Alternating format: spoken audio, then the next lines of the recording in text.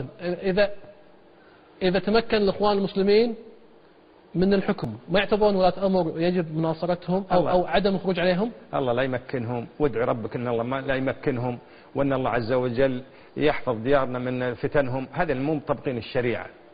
فالحين ما دام هم مو بولاة أمر لا نقعد نفاول علينا بهذيل، نستفتح على المسلمين بهذيل وبولايتهم. نقول هذا شوف، مصر كان بركان ماسكه حسني مبارك.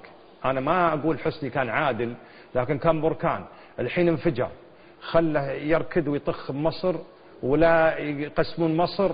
وأقول للمسلمين هناك ويا الأقباط تعايشوا أنتم كلكم أهل بلد واحد، لا يعتدي أحد على الآخر، لا في مال ولا في دم ولا في عرض، وخل كل واحد لكم دينكم ولي دين.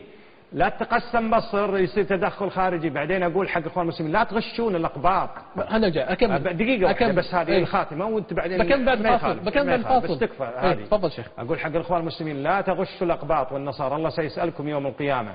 يقولون يجوز أن يتولى حكم مصر قبطي، كيف وانتم تكفرون حكام المسلمين عشان انتم تحكمون بعدين الحين تولون الكفار ديار المسلمين؟ ما يصير.